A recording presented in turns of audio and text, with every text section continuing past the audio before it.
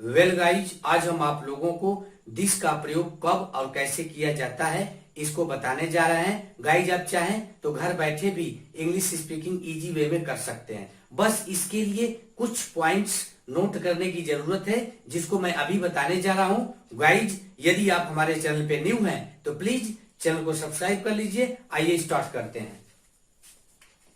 Use of this. This का प्रयोग पास की एक वस्तु के लिए किया जाता है। यदि एक से अधिक वस्तु होगी तो उसके लिए दिस का प्रयोग नहीं करते हैं। और दिस के साथ प्रेजेंट टेंस में इज का प्रयोग करते हैं सेंटेंस बनाते समय। इसके लिए मैं स्ट्रक्चर बता रहा हूं आपको। स्ट्रक्चर है this plus is plus a oblique N plus complement. अब इस स्ट्रक्चर पर सेंटेंस निर्माण इजी पूर्वक कर सकते हैं। एग्जाम्पल है this is a book, full stop. किसी भी सेंटेंस के लास्ट में फुल स्टॉप, क्वेश्चन मार्क या पंक्चुएशन मार्क लगाना अति आवश्यक होता है। यदि सेंटेंस निर्माण कर दिए हैं सही और पंक्चुएशन मार्क का प्रयोग नहीं किए हैं तो सेंटेंस गलत मान लिया जाएगा। ओके, तो इस तरह से गाइज आप एग्जाम्पल में देख रहे हैं दिस इज अ बुक, यह एक पुस्तक है। अब इस तरह से चाहे तो वीडियो को यहीं पे कुछ सेकंड के लिए रोक करके आप सेंटेंस बनाना स्टार्ट कर सकते हैं, वो भी oral. This is a pen, this is a fan, this is a table, this is a chair, this is a basket. Guys, इस तरह से आप सेंटेंस बनाना और बोलना स्टार्ट कर सकते हैं। तो हमें उम्मीद है कि आप ऐसा कर चुके होंगे। अब आइए हम आपको सेकेंड नंबर पे ले चलते हैं।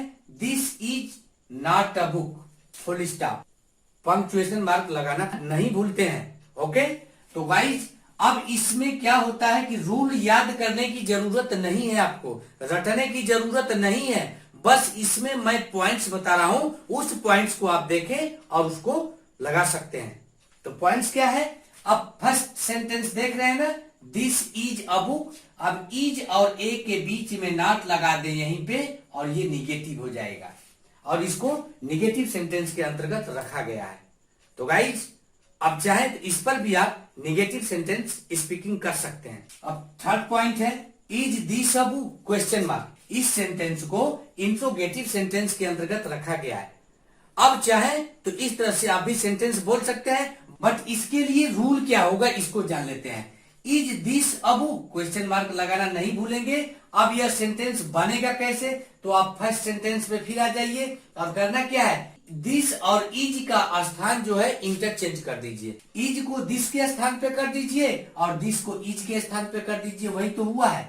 इज दिस अ बुक, क्या यह एक पुस्तक है? यदि है तो एस, नहीं है तो नो में आंसर दे सकते हैं आप। और इस तरह से गाइज आप सेंटेंस बनाना स्टार्ट कर सकते हैं। ओरल प्रैक्टिस कर लीजिए।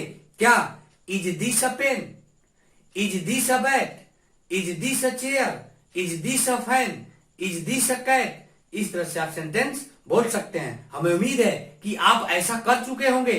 अब आइए फोर्थ नंबर पे चलते हैं। Is this not a book, question mark. इसको इंट्रोगेटिव एंड निगेटिव सेंटेंस के अंतर्गत रखा गया है। Is this not a book, क्या एक पुस्तक नहीं है? अब चाहे तो इस तरह से सेंटेंस बना सकते हैं, बट इसके रूल को देखते हैं। Is this not a book, ये बनेगा कैसे? अब सेकेंड नंबर के सेंटेंस को देखिए आप। तो इसमें करना क्या है कि इज और दिस का स्थान इंटरचेंज कर दीजिए। आप आपस में इंटरचेंज कर दीजिए। इज को दिस के स्थान पे कर दीजिए और दिस को इज के स्थान पर। यही हुआ है और नॉट तो अपने जगह पे है। Is this not a book, question mark लगाना नहीं भूलते हैं। मैंने बताया कि पंक्चुएशन मार्क की आवश्यकता होती है, जिसको आप यदि भूल गए तो बना बनाया हुआ खेल बिगड़ सकता है। ओके, तो गाइज आप चाहें तो इस तरह से सेंटेंस अभी स्टार्ट कर सकते हैं, अभी ओरल प्रैक्टिस कर सकते हैं। क्या? Is this not a pen, is this not a basket, is this not a cat, is this not a cow. इस तरह से आप सेंटेंस बोल सकते हैं। गाइज हमें उम्मीद है कि आप ऐसा कर चुके होंगे और दिस का रूल और स्ट्रक्चर आपको अच्छे से समझ में आ गया होगा। तो गाइज वीडियो को लाइक कर दीजिए। अब आइए हम आपको दिस के बारे में बताते हैं कि दिस है क्या चीज। दिस है क्या चीज? तो दिस मीन्स तो आप जानते ही हैं कि यह होता है।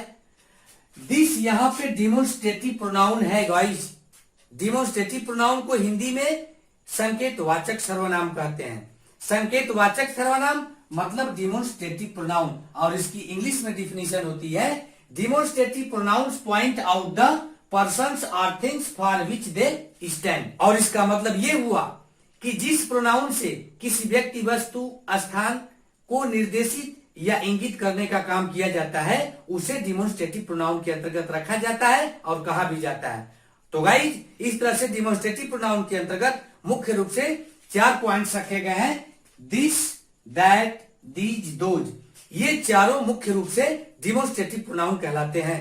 अब आइए हम आपको 2 एग्जाम्पल बताते हैं जो बहुत ही महत्वपूर्ण एग्जाम्पल है। यहां पे देख रहे हैं, फर्स्ट एग्जाम्पल है दिस इज अ बैग, यह एक थैला है। दिस इज अ पेन, यह एक कलम है।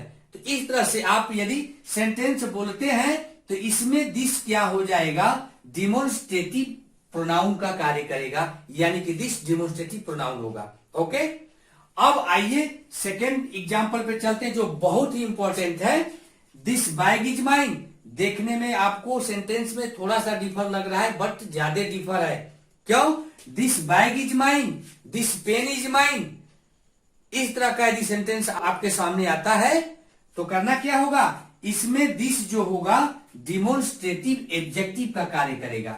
डिमोन्स्ट्रेटिव एडजेक्टिव, तो जिस डिमोन्स्ट्रेटिव प्रोनाउन के ठीक बाद यदि कोई नाउंस आता है तो वहां पे दिस डिमोन्स्ट्रेटिव एडजेक्टिव का कार्य करता है। तो गाइज, हमें उम्मीद है कि आपको दिस का रूल और स्ट्रक्चर अच्छे से समझ में आ गया होगा। और यदि आप चाहें इस चार्ट का स्क्रीनशॉट लेने के लिए तो मैं कुछ सेकंड के लिए हट रहा हूं, आप स्क्रीनशॉट ले सकते हैं। गाइज, हमें उम्मीद है कि आप स्क्रीनशॉट ले चुके होंगे, और यदि वीडियो पसंद आया है और यह चार्ट समझ में आ गया है तो अपने दोस्तों में अधिक से अधिक शेयर करें। और आज बस यहीं तक, और फिर मिलते हैं नेक्स्ट वीडियो में एक न्यू ट्रिक के साथ। तब तक के लिए थैंक्स, गुड बाय।